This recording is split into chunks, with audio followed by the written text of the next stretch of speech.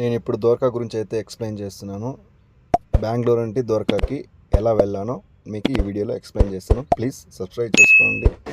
ఫైనల్గా అయితే మన సీట్ నెంబర్ అయితే మనం కనబెట్టుకున్నాం బ్రో. ఇదే మన సీట్ 471.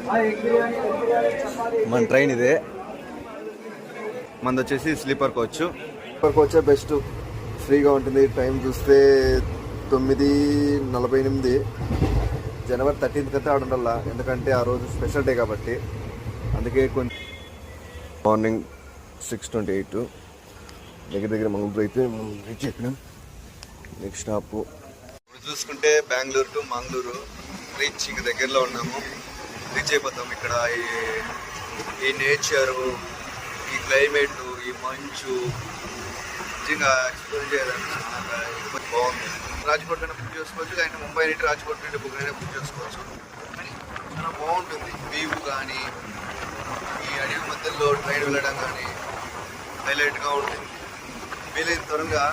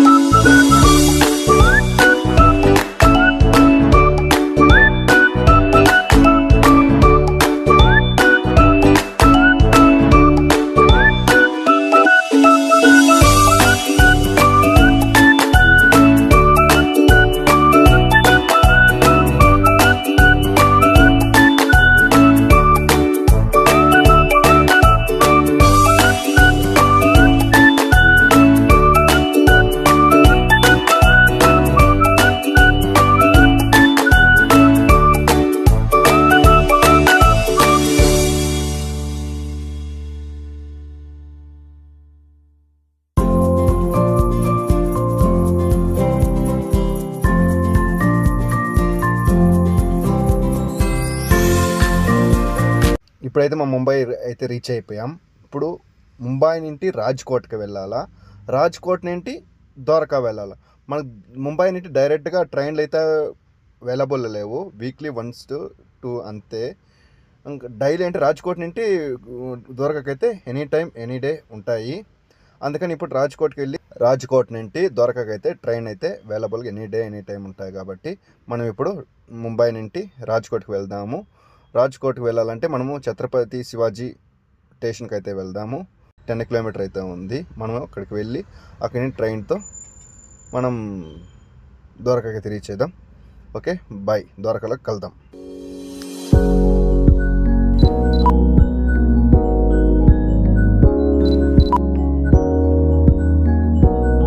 మనమైతే ద్వారకాకి అయితే రీచ్ అయిపోయినాయి. ఇప్పుడు ఆ జగన్నాథుడు నడిచిన నేల, ఆ శ్రీకృష్ణుడు నడిచిన నేలకి ద్వారకాధీశకి అయితే మనం రీచ్ అయిపోయినాము. ఇప్పుడు ఇంకైతే ఇక్కడ నుండి 2 కిలోమీటర్ అయితే వాకింగ్ డిస్టెన్స్ ఉంటుంది. వీటి నుండి 2 కిలోమీటర్ నడుచుకొని వెళ్ళిపోతే శ్రీకృష్ణుడు నడిచిన నేల కాబట్టి షూలతో నడిస్తే నాకు నచ్చలేదు. అందుకే షూలు చేసి బయటకు వచ్చినాము. వెల్కమ్ టు 13th వరకు సస్పెన్స్, కానీ కొంతమంది తెలుసు నేను ఆర్టికల్. ఇది ద్వారకా ఎంట్రన్స్ అనమాట.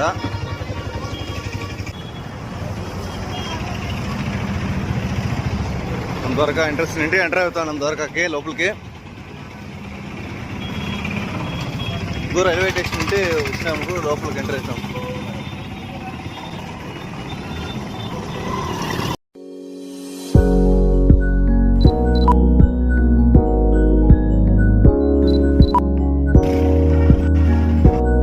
మనదైతే స్నానం అయితే అయిపోయింది. ఇప్పుడు మనమైతే దర్శనానికి అయితే వెళ్తాము. దర్శనానికి వెళ్తాము.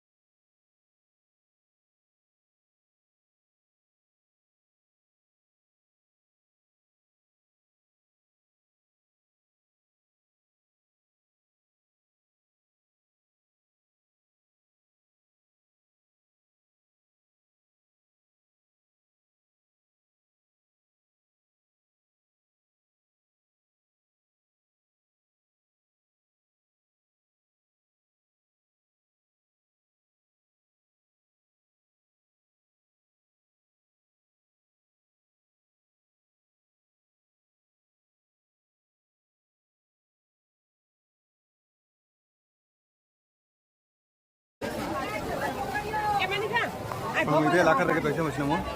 ఇక్కడ లాకర్ కౌంటర్. మనం ఫోను బ్యాగు పెట్టే ముందు ఒకసారి టెంపుల్ చూపిస్తాం మీకు.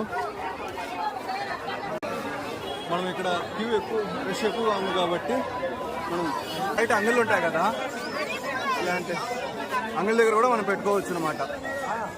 షూలు, మన బ్యాగు, ఫోను మొత్తం పెట్టి లాకర్లు ఉంటాయి. ఇలాంటి లాకర్ దగ్గర కూడా మనం పెట్టుకోవచ్చు. మ్యాక్సిమం పే చేయాలి వాళ్ళకి, లేకంటే వాళ్ళ దగ్గర వాళ్ళు ఇక్కడ ఒక ప్రసాదం ఇస్తారు, అది తీసుకుంటే ఫ్రీగా పెట్టించుకుంటారు అనమాట.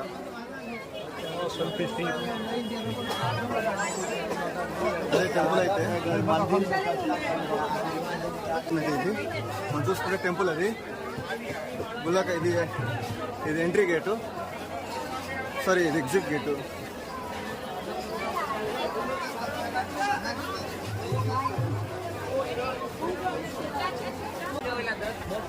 ద్వారకా మహారాజా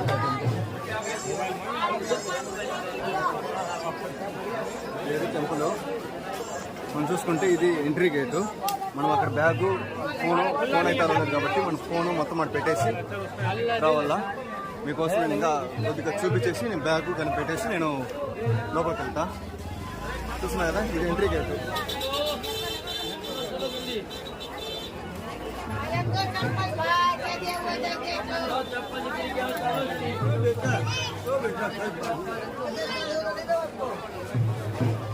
టెంపుల్ అయితే చూస్తున్నారు కదా, టెంపుల్ అయితే ఇదే.